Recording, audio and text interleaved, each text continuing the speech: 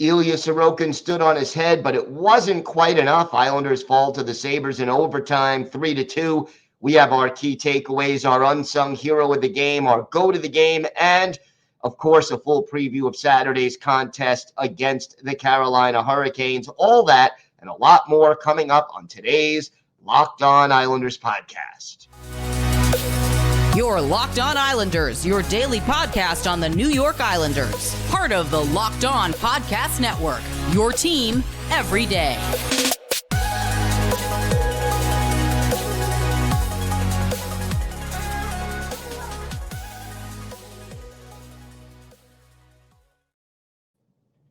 And welcome, everybody, to the weekend edition of the Locked On Islanders podcast. Gil Martin, so glad you could join us today and be part of the Locked On Islanders family. Thank you for making Locked On Islanders your first listen every day. We are free and available on all platforms. We have got a lot to discuss on today's show, including another Islander named to the All Star team. But first, if you've got something Islanders related on your mind, if you have a question for us, a comment about something we've discussed, or maybe a topic you'd like us to talk about on a future episode, feel free to send us an email. The email address, lockedonislanders@gmail.com. And if you leave your first name and where you're from, we are happy to mention you on the show when we discuss whatever it is that's on your mind. You can also follow the show on Twitter at Locked On Isles, and you can follow me, Gil Martin, on Twitter at Ice Wars, NYR We'll keep you up to date on all the latest Islanders news, notes, and happenings, and I am live tweeting during nearly every Islanders home and road game, so join me for instant insight and analysis, and it's always great to interact with Islander fans, game time or anytime, so please feel free to say hello and make some comments, and let's talk a little Islanders hockey. Another frustrating loss for the New York Islanders on Thursday. They fall to the Buffalo Sabres 3-2 in overtime. And, you know, if you watched this game, you know that the Islanders really did not even deserve the point that they got by losing in overtime. The reason the Islanders even were in this game and had a chance to win this game, I could sum it up in two words: Ilya Sorokin. Sorokin, 42 saves in a game the Islanders were outshot 45-26. And yet, because of the outstanding goaltending by Sorokin, the Islanders are able to, they held a slight lead, 2-1, couldn't hold it, and end up getting a point by this overtime loss. Game over. 12 seconds into overtime as Rasmus Dahlin made a perfect pass to Dylan Cousins, who was in all alone, and ended up beating Sorokin on a breakaway. Two good things that I think came out of this game, and I'll limit it to those two. Well, no, there were a few more, but the two major good things. First of all, yes, Brock Nelson got a goal, getting him off the schneid, and that certainly is a big step forward. The second thing that was just good, if you are the New York Islanders, is the physicality that this team showed. Matt Martin with a goal and 10 hits in this game. And, you know, there are those people who say, oh, yeah, the Nassau Coliseum, the UBS Arena, the home statistician, they're always giving the Islanders forwards too many hits that they don't deserve credit for. They're very lenient with the hits.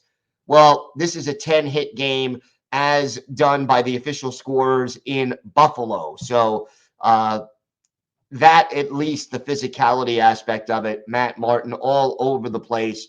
He had a goal and 10 hits, and definitely has to be, one of the top Islanders players of this game.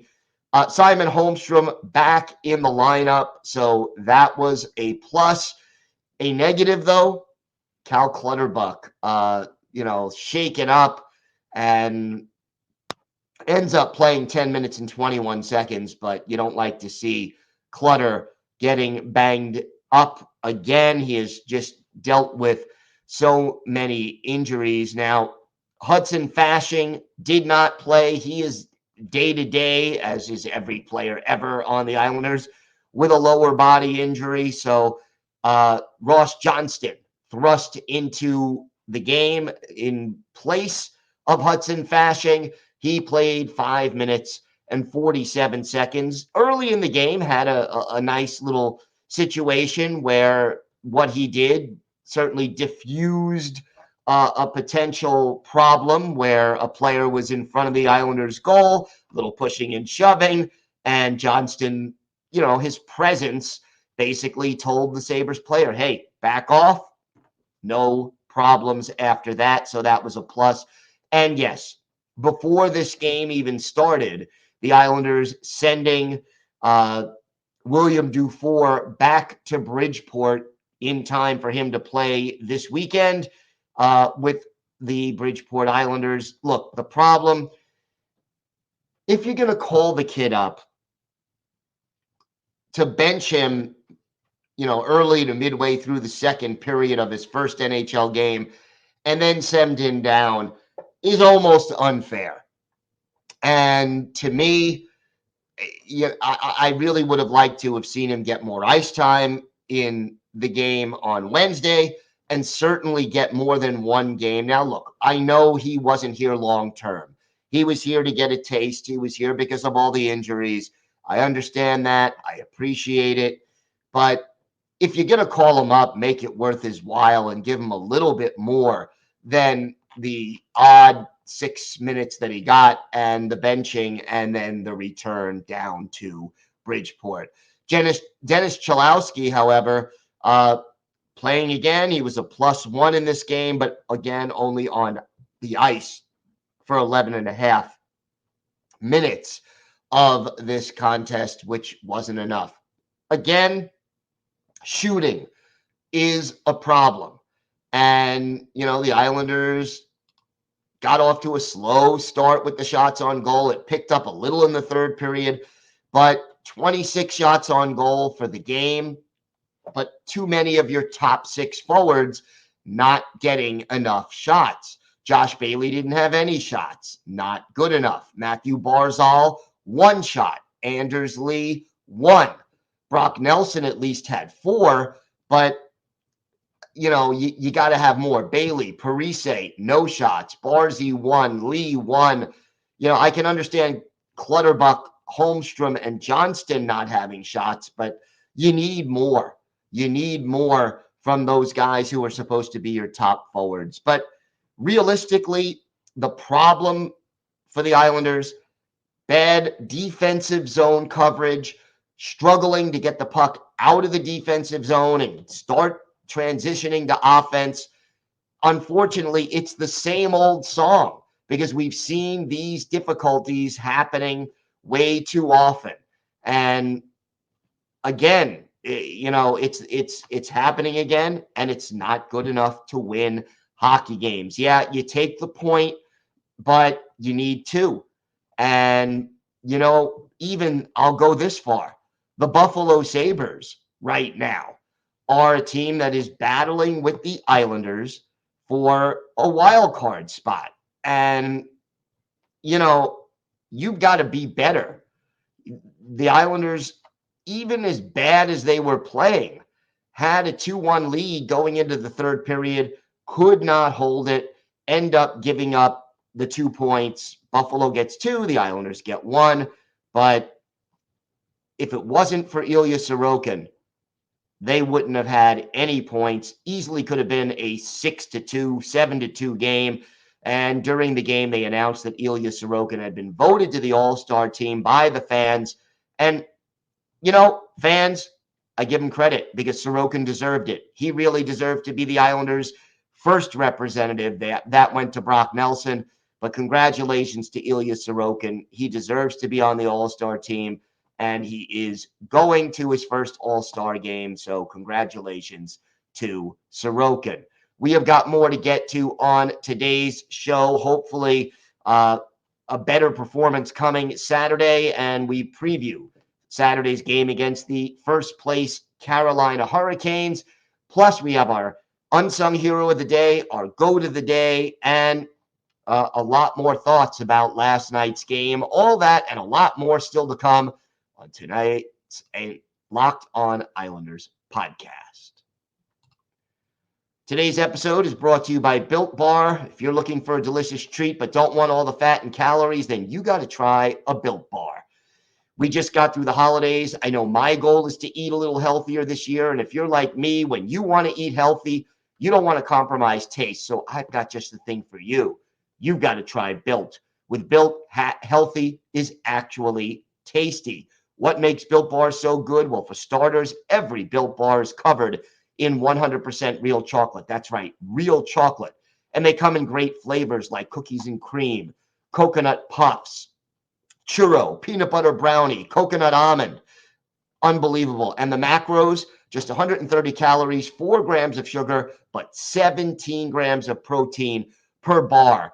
And look, we've been telling you for a long time, you can go to built.com and order your favorites, but if you're by a Walmart or a Sam's Club now, you can buy them in the store. So go to built.com and check out all their choices for the best flavors of Built Bar, the protein bar that tastes like a candy bar. So the Islanders back at the UBS Arena Saturday, they will take on the Carolina Hurricanes. 14 points now separate Carolina and the Islanders in the standings. And the important thing for the Islanders is going to be just getting back on a winning track. The key for Carolina is defense. They are third in the league in goals allowed, which is really good. Offensively, they're just a little under average, 19th in a 32-team league. Their penalty kill is 12th in the league, 80.6% success rate. The power play, however, struggling like the Islanders, just 26th in the league with an 18.3% success rate. And look, we know that this is a good team. We have seen it. And the goaltending, the duo of Frederik Andersen and Antti Raanta, both playing well. And as was Pyotr Kochetkov, who is no longer with the team, back down in the minors. But Raanta, a 2.63 goals against average, an 894 save percentage. Andersen, 2.48 goals against, 903 save percentage. The lower save percentages, or the average save percentages, what does that tell us? Well, when you're third in goals against, but your goalies are not great with save percentage, that tells me that the Carolina Hurricanes do not allow a lot of shots on goal. And it's going to be a big challenge for the Islanders to just remember to shoot the puck early and often. Number one goal scorer right now on the Canes, Andrei Svechnikov. Martin Necas is next with 17. And Sebastian Aho, not related to the Islanders, Sebastian Aho has 14.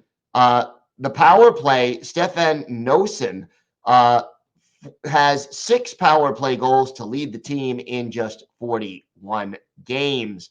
You look at the line combinations now for Carolina, what we can expect. Sebastian Aho, Max Pacioretty, and Seth Jarvis are the top line, but Pacioretty right now listed as day-to-day, so we have to see if he returns to the lineup Saturday. Paul Stastny, Andrei Svechnikov, and Martin Necas, the second line. It's better than the Islanders' first line, at least offensively. So tells you, again, the depth that this team has. Jordan Staal centers the third line with Jordan Martinook and Jesper Fast on either side of him. And Jesperi Kotkaniemi is the fourth line pivot. Tuvo Teravainen to his left, Stefan Noesen to his right. On the blue line, Brent Burns and Jacob Slavin. The top pair, Brady Shea and Brett Pesce are the second pair. And former Islander Calvin DeHaan is on the third pair with Jalen Chatfield. The goalies, as I mentioned, Andersen and Raanta. And we'll see who Carolina goes with in goal. But in their last game, which was last night, the Hurricanes basically beating the Minnesota Wild by a 5-2 score, and the goaltender was Frederik Andersen. So you would think Ranta will probably get the call. 3 out of their last 4 winning games for Carolina. Their only loss, a 2-1 loss to Pittsburgh, but they won at Columbus. They beat Pittsburgh, lost to Vancouver 4-3, and then beat Minnesota. So they're beating some, 2 out of the 3 wins coming against good teams. And Carolina, just a solid team, top to bottom, very, very strong defensively. And, we talked earlier in the week, Matthew Barzal, he was shooting last 2 or 3 games. He stopped shooting. Barzy's got to shoot. Anders Lee has got to shoot. Beauvillier shot the puck a lot today, just couldn't get results, although he had a pretty assist on the first goal. But, this team, this Islanders team, going up against a solid defensive team, put pucks on the net and then go for those rebounds and tips. You need Anders Lee to do that. You need Zach Parise to do that. You want, shots from the point, whether it's Dobson or Pulak or Mayfield, anyone really. Shoot the puck from the point, go for those rebounds, go for those deflections. It's the dirty goals that are going to help you get your confidence back and get you out of the slump. And the Islanders just aren't doing those things. And then defensively, keep it simple. Get the puck out of the net, whether you skate it out or pass it out, but be smart about it.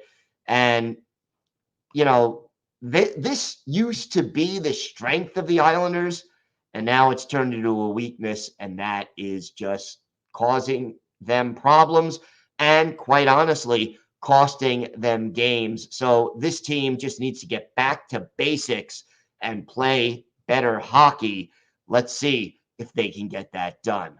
We have got a lot more to get to on today's show. We'll have our unsung hero of the game, our go to the game, our Islanders birthday of the day, and a whole lot more. All that and more still to come on today's Locked On Islanders podcast. Our unsung hero of the game. Well, a couple of tough ones to choose from. The hero of the game, Ilya Sorokin. If the Islanders would have won, he should have been the first, second, and third star. We mentioned Matt Martin with his goal and 10 hits, but that doesn't make him unsung. I'm going to go with Casey Cizikas as the unsung hero. He had an assist, and it was a good one that set up the goal by Matt Martin. He won the majority of his faceoffs. He only had 2 hits, also had a takeaway, played 16 and a half minutes in this game and was instrumental in the Islanders' penalty kill. No power play goals by either team in this game. So to me, the unsung hero of the game, Casey Cizikas. Go to the game. This is a tough one, but to me, it's going to be the entire Islanders team in their own zone, just not playing smart defense. It wasn't any one play. It was just not being hungry for those 50-50 pucks. It was just not making the smart, simple play to clear the zone. And it was just not the way this effort should have been. So to me, as a team, defensively, the Islanders are more or less the go to the game for not playing the way they are supposed to play, especially in their own zone. And you know what? Maybe the power play can be tied as the go to the game because, boy, they had one power play chance where they created chances. But if you watched this game, if you saw how the Sabres moved the puck on the power play, even though they didn't score, man, the Islanders coaching staff should be taking notes and trying to replicate what Buffalo did, how quickly they moved the puck and how well they passed it and how they created opportunities By doing both of those things, the Islanders rarely do them, and that's why they rarely even get chances on the power play, let alone get goals. So, unsung hero, Casey Cizikas, the GOAT. The entire team's play in their own zone and their failures on the power play. So, just, unfortunately, too many to choose from is basically the way I would put it. Time now for our Islanders birthday of the day. And this is a guy who played a lot of roles for the New York Islanders. Saturday will be the 52nd birthday of former Islanders captain, center, and coach Doug Waite, a native of Detroit, Michigan, drafted by the Rangers during the 1990 draft in the second round. Made his debut during the 91 playoffs for the Rangers, came up in 91-92 as a fourth-line center, was dealt to the Oilers late in the 92-93 season. That's where he spent his prime. Later, played for the Blues, was a deadline deal acquisition for the Hurricanes, and won a cup with them in 06. Played for the Blues again, the Ducks, and then the Islanders in 08, 09, 2010 and 2010, 2011. Injuries slowed him. He was older at that point, but Doug Waite had a solid career. 1,238 NHL games, 278 goals, 1,033 points, and 970 penalty minutes.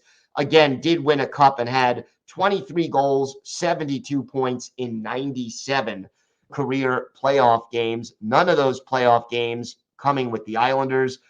And of course, he was the Islanders head coach in 2016-17, 2017-2018. The team finished 2 games under 500 that year and missed the playoffs. And then, of course, he was gone, and in came Barry Trotz and Lou Lamoriello. But,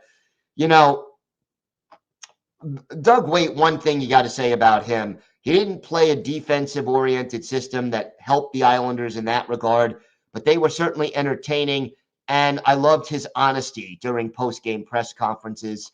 He was always good, and I got to interview him for my book, Ice Wars, and Doug Waite had some great stories to tell about the Islanders-Rangers rivalry, mainly because he played on both sides of it. So, always great to wish the very best to Doug Waite on his 52nd birthday coming up on Saturday. And Doug Waite is our Islanders' birthday of the day. This team needs to find its way. And you look at sort of where they have been this month, and it just hasn't been pretty. And right now, the Islanders they've lost 8 out of 10 games this month. Now, they got a couple of, loser points along the way. But, when you've played 10 games in the month of January and you've got 2 wins to show for it, it is not the way to stay in the playoff race. And look, here's the schedule now. Between now and the All-Star break, you got Saturday's game at home against Carolina. Next week, Monday at Toronto. Wednesday at Ottawa. Friday at home against the Red Wings. Saturday at home against Vegas. And then you go into the a week off, and then the All-Star break. I'm going to say this again, and I take no joy in saying it. But if this team can't start putting together some wins by the All-Star break, at the trade deadline, Lou Lamoriello has to start a total rebuild. He has to start trading away veterans who, are not going to be able to help this team on the ice to reach the playoffs, and start acquiring draft picks, young prospects, younger players. And look, you've got a great goalie in Ilya Sorokin. You can build around him. He can keep you in games, but the effort has to be better. And if this team can't make the playoffs this year, they have to start a total rebuild. And the next week and a half is going to be critical in making that determination. That is going to do it for this episode of the Locked On Islanders podcast. Have a great weekend, everybody. Stay safe. Enjoy the game Saturday. And of course, let's go Islanders.